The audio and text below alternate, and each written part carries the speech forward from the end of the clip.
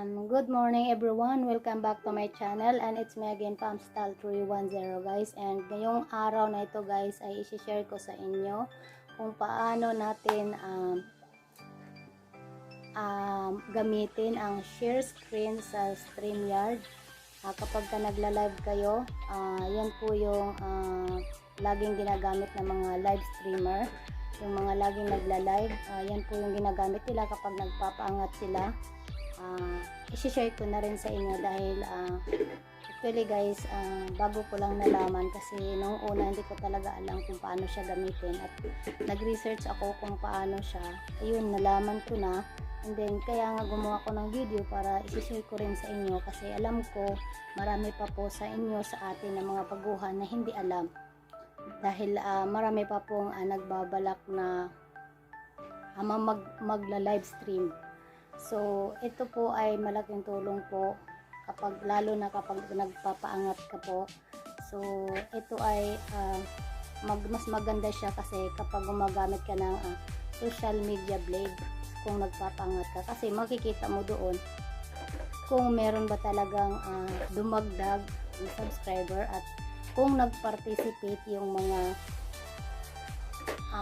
participants sa paangat program mo. So malalaman mo doon kung sila ay nag-participate o hindi, kasi malalaman mo doon sa live subscriber count kung ano siya, tumaas o hindi. Kasi alam mo naman guys, marami mga budol-budol ngayon, so wala sila lusot doon. Kasi experience ko na rin yan guys, na pagka nagpaangat yan, alam na natin yan, may magta-type lang na hindi naman talaga na pumunta sa type lang ng ganito, ganyan, pero hindi naman talaga totoong dumikit. Kaya mas maganda kung gamitin natin ang social media blade kapag ka nagtaangat tayo.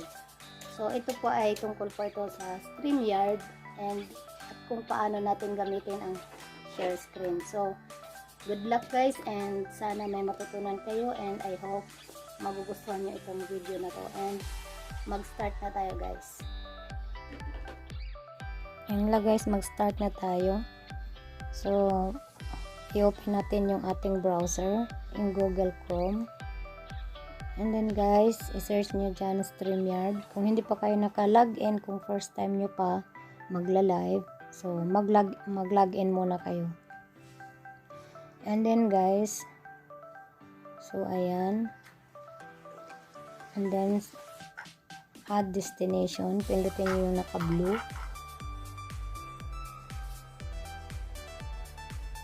and then guys, since sa YouTube tayo, so pindutin nyo yung YouTube, and then kung may mga account kayo na login dyan, pipili lang kayo ng account na gusto nyo gamitin.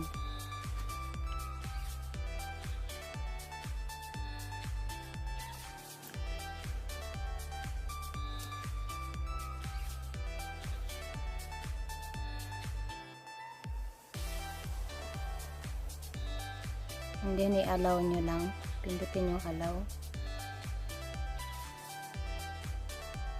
and then pindutin yung naka blue, create broadcast, and then click nyo ulit yung inyong logo o yung account niyo kung saan kayo magla-live. Then maglagay kayo ng title, ilalagay nyo dyan kahit ano yung lalagay ninyo. Pwede kayo maglagay ng welcome to my LS, o ayan, or first LS, my first LS, ayan. And then pipindutin yung create broadcast. Ngayon guys, nasa loob na tayo ng Streamyard. So since ang ituturo ko sa inyo kung paano po natin gamitin ang share screen, so ayan.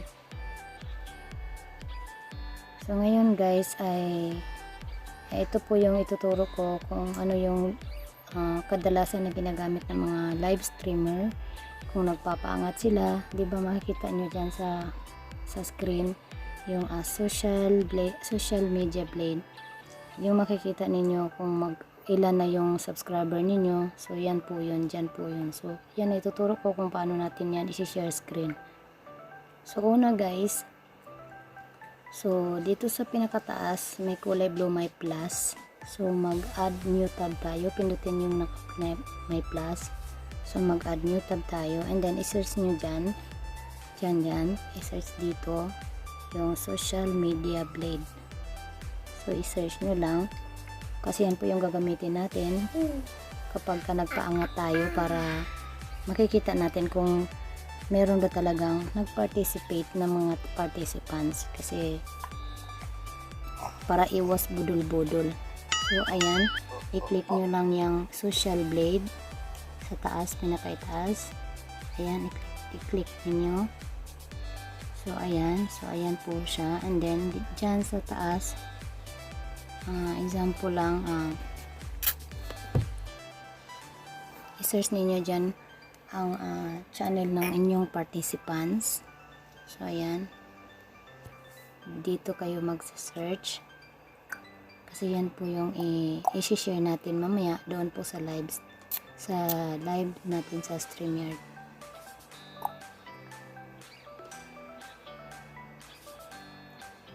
So ayan, pwede kayo dito sa taas mag-type, or dito sa gitna, kahit saan dyan pwede kayo mag-search dyan.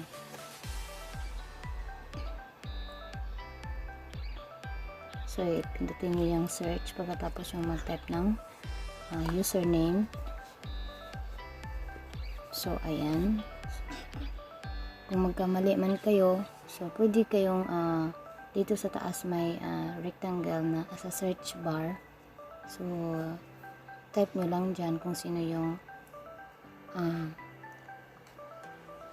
gusto nyong i-play doon.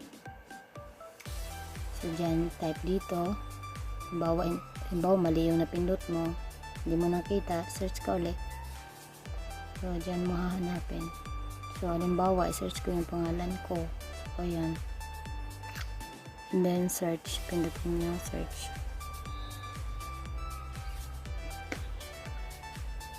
Click mo lang yan. So ayan po yung channel ko. And then sa baba guys, so ayan sa baba guys, ayan live subscriber count. So ayan po yung pipindutin mo para makita natin yung ating subscriber kung ilan na. So yan po yung kadalasan ginagamit ng mga live streamer guys. Yan po yung nakikita nyo lagi sa screen ng mga nagpaangat. And then guys, pagkatapos nyan, so babalik tayo dito sa Streamyard.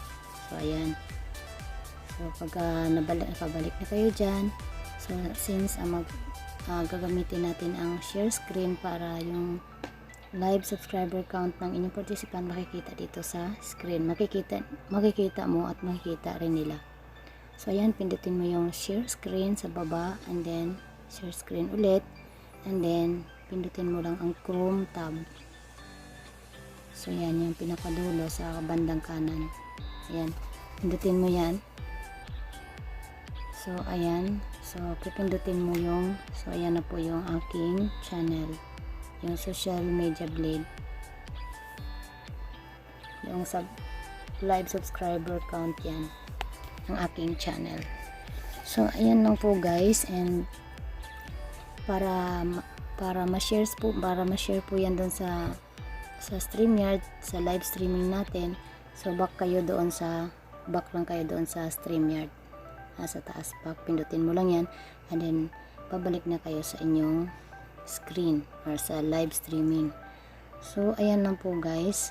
So ganyan po yung kadalasan na ginagamit nila guys. Diyan po malalaman, kasi kapag advantage po yan, mas maganda gamitin, kasi lahat ng mga participants makikita mo, maalalaman mo kung totoo bang dumikit or totoong legit ba yung mga sumasali, kasi marami pong sumasali na mag-press-pressan lang po guys. So ayan lang po guys, thank you so much, and see you on my next vlog. Thank you.